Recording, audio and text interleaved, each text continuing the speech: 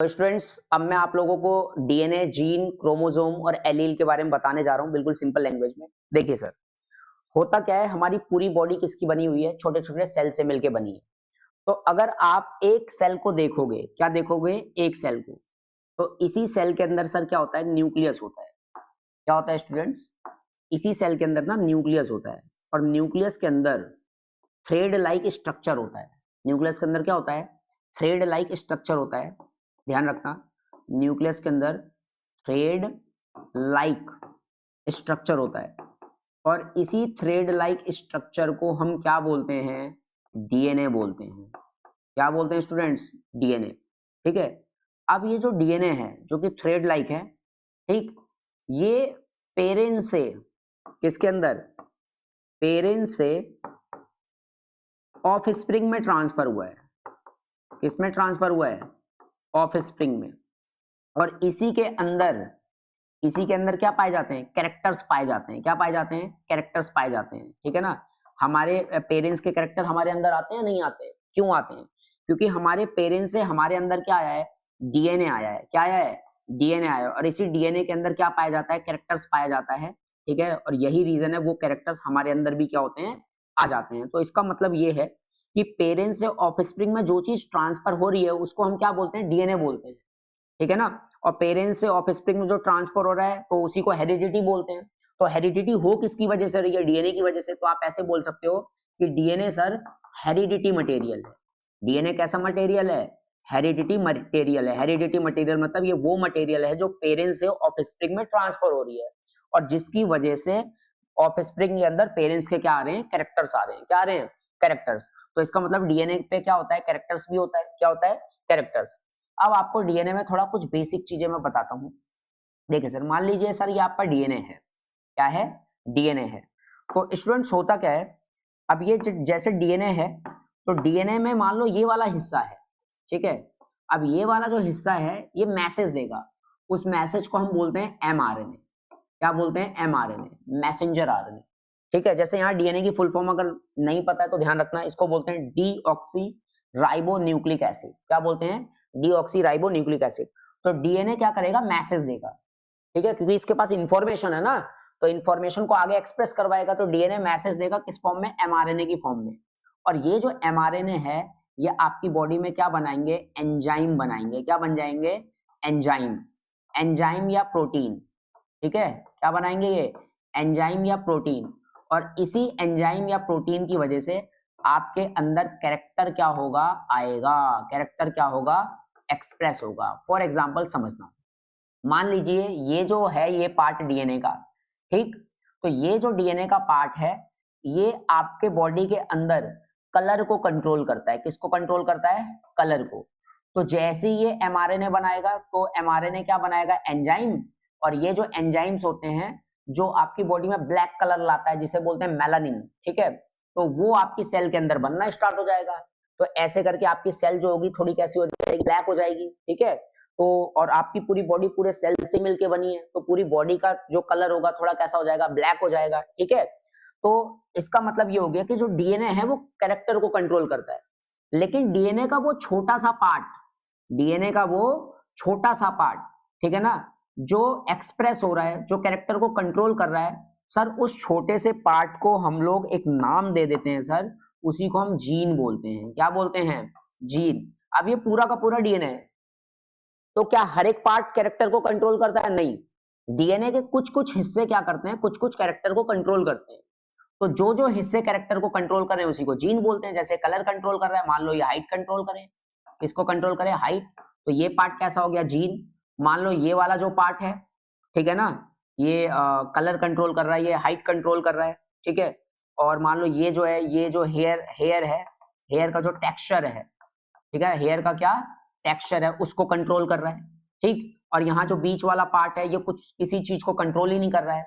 तो डीएनए का जो हिस्सा किसी कैरेक्टर को कंट्रोल करता है, उसी को हम लोग जीन बोलते हैं। क्या बोलते हैं? जीन। इसका मतलब आप ये बोल सकते हो कि सर जो जीन है ना, वो डीएनए का ही क्या है? छोटा सा सेगमेंट होता है। क्या होता है? सेगमेंट होता है। आप ऐसे भी बोल सकते हो कि सर जो जीन है वो डीएनए पे पाया जाता है। कहाँ पाया जाता है? डीएनए पे ही पाया जाता है। ठीक है। और जो जीन है वो कैरेक्टर को क्या करता है, कंट्रोल करता है। ठीक, और एक और चीज मैंने बोला सर हेरिडिटी मटेरियल कौन है, डीएनए। इसका मतलब क्योंकि डीएनए में क्या होता है, कैरेक्टर होता है, डीएनए के पास क्या होता है, कैरेक्टर होता है। लेकिन मैं आपको बोलूं कि सर सबसे बेसिक यूनिट बताओ, ठीक है ना। अगर मैं बोलूं यूनिट ऑफ हेरिडिटी मटेरियल बताओ, यूनिट मतलब जो सबसे छोटी इकाई है जो कि पेरेंट्स से बच्चे के अंदर आ रही है, तो आप किस पे टिक लगाओगे, जीन्स। किस पे टिक लगाओगे, जीन्स। हेरिडिटी मटेरियल पूछा जाए तो डीएनए, और अगर आपसे पूछा जाए यूनिट ऑफ हेरिडिटी मटेरियल बताओ, सबसे छोटे यूनिट, ठीक है ना, जो पेरेंट्स से बच्चे में आ रही है और जो कैरेक्टर को कंट्रोल कर रही है, तो वो क्या आएगा आपका, जीन।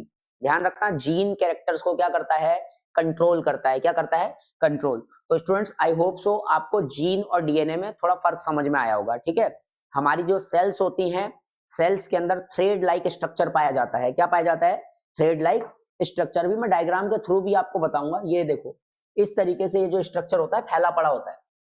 ठीक है, ये तो क्रोमोसोम है, अभी इसकी बात करूंगा, आप इसको देखो।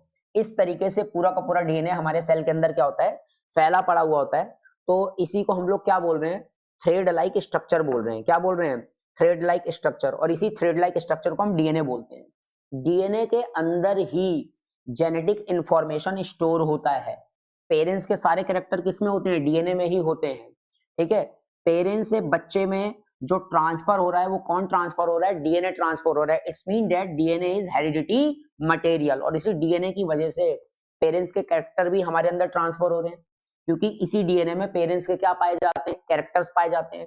अब डीएनए के कुछ हिस्से, जैसे मान लो डीएनए का ये वाला पार्ट, ये कलर कंट्रोल कर रहा है। डीएनए का ये वाला पार्ट सर हाइट कंट्रोल कर रहा है। डीएनए का ये वाला पार्ट क्या कंट्रोल कर रहा है, हेयर का टेक्सचर।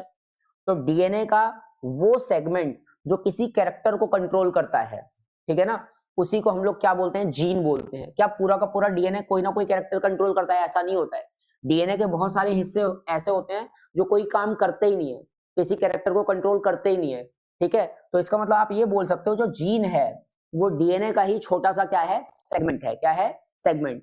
इसका मतलब आप ये भी बोल सकते हो जीन है वो कैरेक्टर को क्या करता है, कंट्रोल करता है। क्या करता है, कंट्रोल। और अगर आपसे पूछा जाए यूनिट ऑफ हेरिडिटी बताओ, वो सबसे छोटी इकाई जो पेरेंट्स से बच्चे में ट्रांसफर होती है और जो कैरेक्टर को कंट्रोल करती है, तो उसको क्या बोलोगे, तो उसको भी आप बोलोगे जीन। क्या बोलोगे, जीन। तो ध्यान रखना, स्मॉल सेक्शन होता है डीएनए का जो कि कहां पर प्रेजेंट होगा, क्रोमोसोम पे। अभी आपको पता लग जाएगा डीएनए से ही क्रोमोसोम बन रहा है। ठीक है ना, तो क्योंकि ये जीन डीएनए पे है, ठीक है ना, तो इसीलिए हम बोल देते हैं कि क्रोमोसोम पे क्या पाया जाता है, जीन पाया जाता है। एक ही चीज है, अभी और क्लियर हो जाएगा। इट कंट्रोल द कैरेक्टर, ये कैरेक्टर्स को क्या करता है, कंट्रोल करता है। क्या करता है, कंट्रोल। और ये जो जीन्स होती हैं यही इनहेरिट होती हैं, मतलब ट्रांसफर होती हैं। कहाँ, प्रोजेनी में। किससे ट्रांसफर होगी, पेरेंट्स से। किससे ट्रांसफर होगी स्टूडेंट्स, पेरेंट्स से। ठीक है, तो आई होप सो आपको ये चीज समझ में आई होगी। ठीक है, जीन और आपका जो डीएनए है वो आपको समझ में आ गया होगा। देखिए सर, अगर मैं इसकी बात करूं, इसको देखिए, ये रहा, ये आपका डीएनए है। ठीक है, क्या है आपका, डीएनए। तो अगर आपको नहीं पता तो मैं आपको बता दूं सर, डीएनए ना आपका नेगेटिव चार्ज होता है। डीएनए कैसा चार्ज होता है आपका, सर नेगेटिव चार्ज होता है। ऐसा मॉलिक्यूल होता है नेगेटिव। और डीएनए नेगेटिव चार्ज तो होता है, लेकिन एक प्रोटीन होती है जिसपे कैसा चार्ज होता है, पॉजिटिव होता है। तो negative charge DNA positive charge, negative charge DNA positive charge histone के साथ क्या करता है, देखो लिपट जाता है। दिख रहा है ना, आपस में क्या हो गया, बाइंड हो गया है, रैप हो गया है। ठीक है, ये देखो ये लिपट गया है। ठीक है, ये क्या है, पीला वाला क्या है, हिस्टोन है। क्या है, हिस्टोन। और ये जो ऐसे लिपट रहा है इसी को हम बोल रहे हैं डीएनए। तो एक्चुअली सेल के अंदर डीएनए ऐसे नहीं मिलता है, सेल के अंदर डीएनए इस फॉर्म में मिलता है। दिख रहा है, मतलब डीएनए प्रोटीन के साथ क्या होता है, लिपटा हुआ मिलता है इस तरीके से। ठीक, और ये जो आपका प्रोटीन डीएनए के साथ ऐसे लिपटा हुआ मिल रहा है, ठीक है ना, ये यहाँ पर ऐसे हिस्टोन प्रोटीन्स होंगे। क्या होंगे, ये हिस्टोन प्रोटीन्स। तो इसी चीज को हम लोग क्या बोल देते हैं, इस पूरे पार्ट को क्रोमेटिन बोल देते हैं। क्या बोल देते हैं, क्रोमेटिन बोलते हैं। ठीक है, तो एक्चुअली में जो डीएनए होता है वो एक पॉजिटिव चार्ज प्रोटीन होती है जिसे बोलते हैं हिस्टोन प्रोटीन। उसके साथ क्या होता है, लिपटा हुआ पड़ा होता है। और जब ये लिपटा हुआ पड़ा होता है तो इसी पूरे पार्ट को क्या बोल देते हैं, क्रोमेटिन बोलते हैं। क्या बोलते हैं, क्रोमेटिन। क्या डीएनए फ्री है क्या, इस तरीके से नहीं। इसका मतलब डीएनए किसी के साथ क्या है, अटैच है, लिपटा हुआ है। ठीक है, तो जब लिपटा हुआ है तो उसी को हम क्रोमेटिन बोलते हैं। ध्यान रखना, जब भी सेल जब भी सेल आपकी नॉर्मल स्टेट में है, नॉर्मल मतलब डिवाइड नहीं कर रही है, तो डीएनए आपका इसी स्टेट में मिलेगा। डीएनए किस में मिलेगा सर? डीएनए आपका इसी स्टेट में मिलेगा, ध्यान रखना। मतलब सेल के अंदर, न्यूक्लियस के अंदर आपका डीएनए ऐसे फैला हुआ मिलेगा, ठीक है। लेकिन जैसे ही सेल क्या करता है? डिवाइड करता है। क्या करता है? डिवाइड करता है। तो सेल सर क्या करता है? इसमें और पैकिंग करता है, ठीक है ना। इसमें क्या करता है? और पैकिंग करता है। और यही जो है क्रोमेटिन, ये और ज्यादा पैक्ड होते हैं, डीएनए और ज्यादा लिपटता है, ठीक है ना, पॉजिटिव चार्ज प्रोटीन के साथ। और डीएनए जब और ज्यादा पॉजिटिव चार्ज प्रोटीन के साथ लिपटता है तो और ज्यादा कंडेंस होगा। देखो यहाँ पर कंडेंस हुआ, देखो और ज्यादा कंडेंस हुआ, ठीक है। तो जब सेल डिवाइड करती है तो डीएनए और ज्यादा प्रोटीन के साथ लिपटता है और ज्यादा क्या होता है? कंडेंस होता है। और जब और ज्यादा क्या होता है सर? कंडेंस होता है, तो एक एक्स शेप का स्ट्रक्चर बनता है, जिसको हम लोग क्या बोलते हैं सर? क्रोमोसोम बोलते हैं। क्या बोलते हैं? क्रोमोसोम, ठीक है। तो आप ये ध्यान रखना कि सर जो क्रोमोसोम होता है वो किस चीज से मिलके बना है? क्रोमोसोम जो मिलके बना है वो किससे मिलके बना है? डीएनए। किससे? डीएनए प्लस में दूसरी क्या चीज है? Histone protein. क्या है? Histone protein. जब यही बहुत ज्यादा क्या करते हैं? लिपट जाते हैं, कंडेंस हो जाते हैं, सिकुड़ जाते हैं, तो ये जो सिकुड़ा हुआ स्ट्रक्चर होता है इसी को हम लोग क्या बोलते हैं सर? क्रोमोसोम बोलते हैं। क्या बोलते हैं? क्रोमोसोम। और क्रोमोसोम बनता कब है सर? क्रोमोसोम तभी बनता है जब सेल क्या करती है? डिवाइड करती है। और अगर सेल डिवाइड नहीं कर रही है तो नॉर्मल आपका जो डीएनए होता है वो इसी स्टेट में मिलता है, ठीक है ना। डीएनए हिस्टोन प्रोटीन के साथ लिपटा हुआ रहेगा और थोड़ा लूजली फैला हुआ रहेगा, तो इसी को क्रोमेटिन बोलते हैं। और जब सेल डिवाइड करती है तो ये और ज्यादा क्या करते हैं? लिपट जाते हैं, और ज्यादा कंडेंस होते हैं, पास पास आते हैं, जिसकी वजह से एक स्ट्रक्चर बनेगा, हाईली कंडेंस स्ट्रक्चर बनेगा। उसी हाईली कंडेंस स्ट्रक्चर को हम लोग क्या बोल देते हैं? क्रोमोसोम बोल देते हैं। क्या बोल देते हैं? क्रोमोसोम। अब सुनो सर, क्रोमोसोम बना किससे है? डीएनए से बना है। किससे बना है स्टूडेंट्स? क्रोमोसोम डीएनए से बना है। तो क्रोमोसोम जब आपका डीएनए से बना है, ठीक है, तो डीएनए, अभी मैंने बात की सर डीएनए पे ही तो आपका जीन था, ठीक है। तो जब ये आपका क्रोमोसोम डीएनए से ही बना है तो आप ऐसे भी तो बोल सकते हो कि जो आपकी जीन है वो किसके ऊपर पाई जाती है? क्रोमोसोम पे पाई जाती है। किस पे पाई जाती है? क्रोमोसोम पे। आप ये चीज बोल सकते हो कि जो जीन है वो डीएनए का ही पार्ट है, डीएनए का ही हिस्सा था। अब डीएनए से ही क्रोमोसोम बन रहा है, तो आप ऐसे भी बोल सकते हो कि जो जीन है वो किस पे पाई जाती है? क्रोमोसोम पे पाई जाती है। किस पे पाई जाती है? क्रोमोसोम पे पाई जाती है, ठीक है ना। क्योंकि जीन डीएनए का पार्ट है। किसका पार्ट है? डीएनए का। और डीएनए से ही क्या बन रहा है? क्रोमोसोम। तो ऐसे बोल सकते हो जो क्रोमोसोम है उसके ऊपर क्या पाई जाती है? जीन पाई जाती है। क्या पाई जाती है? जीन, ठीक है स्टूडेंट्स, दिक्कत तो नहीं है। अब एक चीज इसमें आपको और एक चीज बता देता हूं, जो ह्यूमन बॉडी होती है, ठीक है ना, कुछ बेसिक चीजें ध्यान रखना। जो ह्यूमन बॉडी होती है, ये सब मैं आपको इसलिए बता रहा हूं क्योंकि अभी जब हम मेंडल के फर्स्ट एंड सेकंड लॉ पढ़ाएंगे ना, तो वहां पर आपको कंफ्यूजन ना हो कि जीन क्या है, क्रोमोसोम क्या है, वहां प्रॉब्लम ना आए, इसलिए आपको ये सारी चीजें क्या की जा रही है? बताई जा रही है। ये सब बेसिक्स है। ये चैप्टर उतना बड़ा नहीं है, लेकिन इस चैप्टर में कुछ बेसिक्स होते हैं जो थोड़ा कॉम्प्लिकेटेड होते हैं, वो समझना जरूरी है। अगर एक बार वो बेसिक आपको आ गया तो फिर तो कोई दिक्कत ही नहीं है, ठीक है।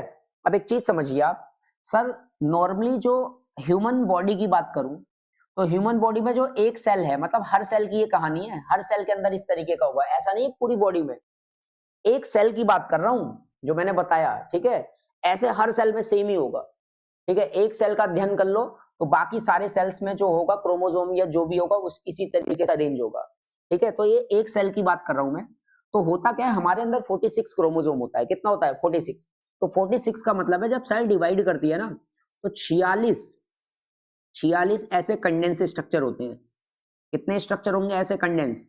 46 ऐसे कंडेंस होंगे जो एक लाइन में लगे होंगे, और इसके नीचे भी आपके कुछ लगे होंगे। तो एक्चुअली में टोटल 46 ऐसे आपके स्ट्रक्चर सेल के अंदर बनेंगे, ठीक है। तो अगर हम बोले हमारी बॉडी के अंदर कितने क्रोमोसोम होते हैं तो 46। बॉडी मतलब सेल के अंदर, एक सेल में कितने क्रोमोसोम होते हैं? 46, ठीक है ना। कोई सा भी सेल उठा के देख लोगे तो उसमें कितने क्रोमोसोम होते हैं स्टूडेंट्स? 46 क्रोमोसोम होते हैं। कितने होते हैं? 46 क्रोमोसोम। एक होता है डिप्लॉइड सेल और एक होता है हैप्लॉइड सेल, ठीक है। तो ये सेक्स डिटरमिनेशन में मैं यूज करूंगा, हल्का सा यहाँ बता देता हूँ, वहां पर और बेहतरीन तरीके से बताऊंगा। सर डिप्लॉइड सेल का मतलब क्या है? देखना जरा, जैसे ये मैंने आपको बनाया सेल है, क्या है ये? सेल है। तो सर डिप्लॉइड सेल का मतलब क्या है? जैसे मान लीजिए मेरे अंदर 46 क्रोमोसोम है, कितने हैं? 46। तो डिप्लॉइड में होता क्या है? जैसे ये रहा एक क्रोमोसोम, 2 क्रोमोसोम, 3 क्रोमोसोम, ऐसे ऐसे करके सर 23 क्रोमोसोम होंगे। कितने होंगे? 23।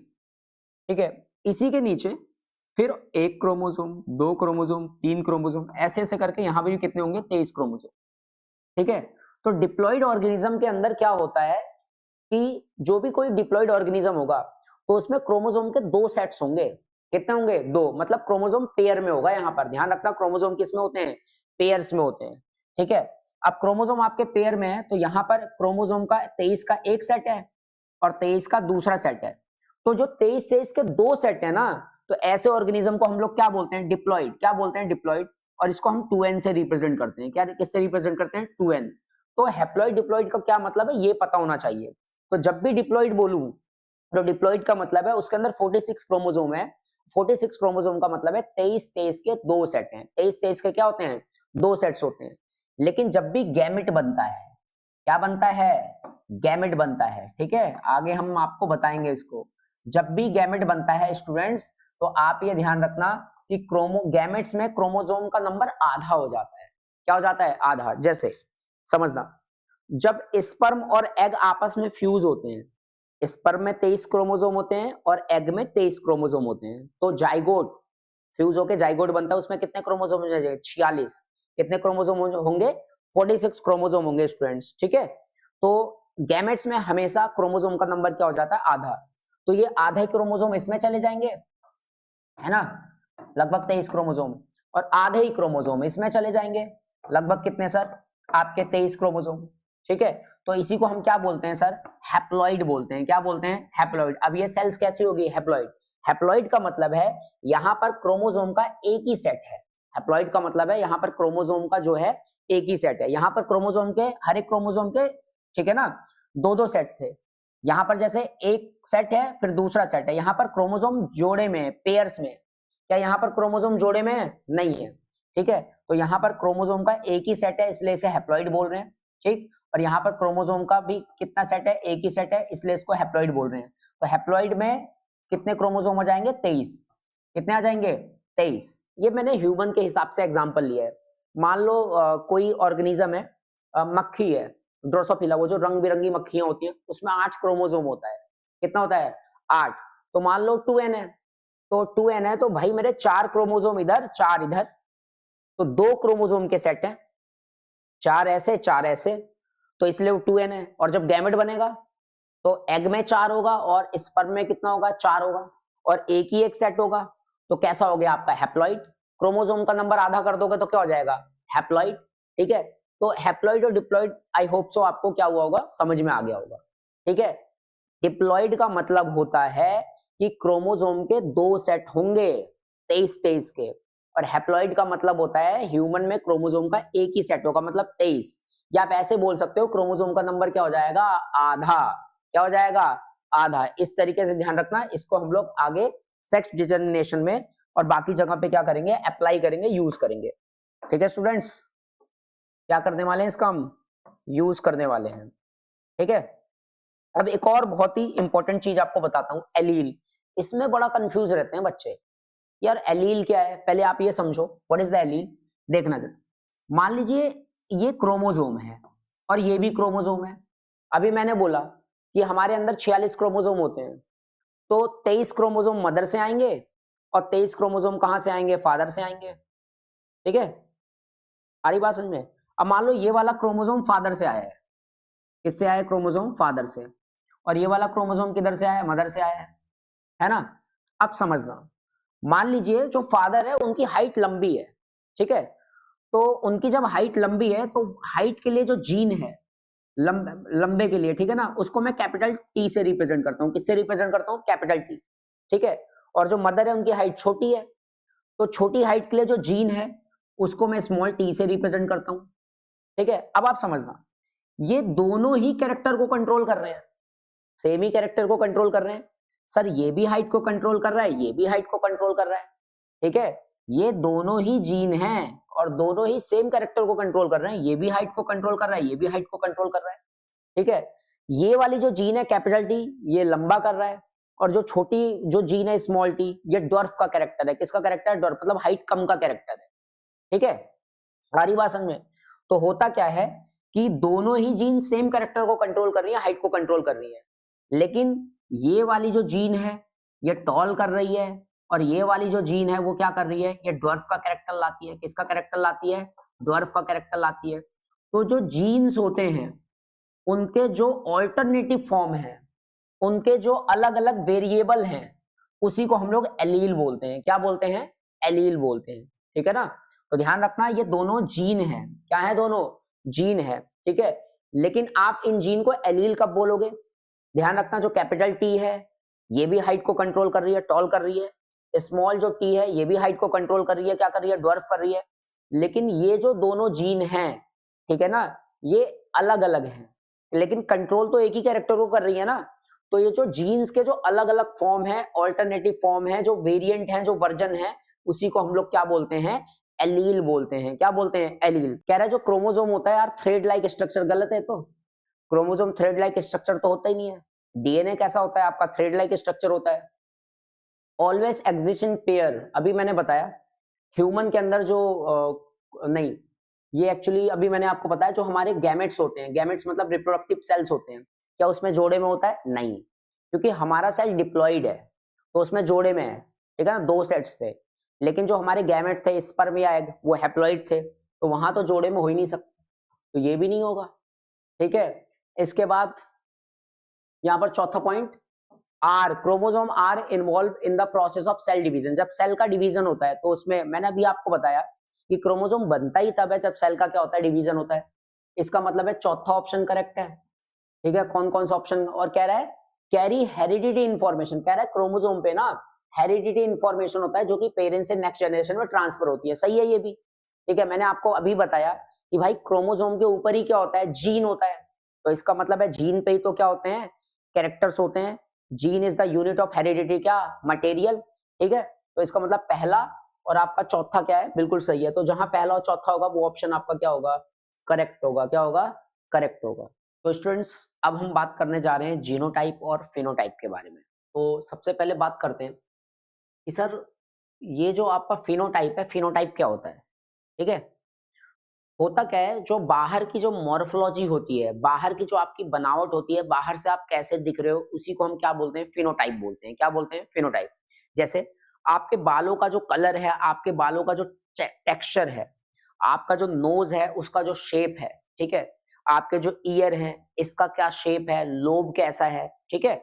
तो बाहरी जो बनावट है, बाहरी जो स्ट्रक्चर है, जो मॉर्फोलॉजी है, उसी को हम लोग क्या बोलते हैं? फिनोटाइप बोलते हैं। क्या बोलते हैं? फिनोटाइप। तो आप ऐसे बोल सकते हो sir, external external morphology, external morphology, ठीक है ना, of an organism, of an organism, किसी ऑर्गेनिज्म की जो बाहरी बनावट है वो बाहर से कैसे दिखता है, ठीक है ना, उसी को हम लोग क्या बोलते हैं? फिनोटाइप बोलते हैं।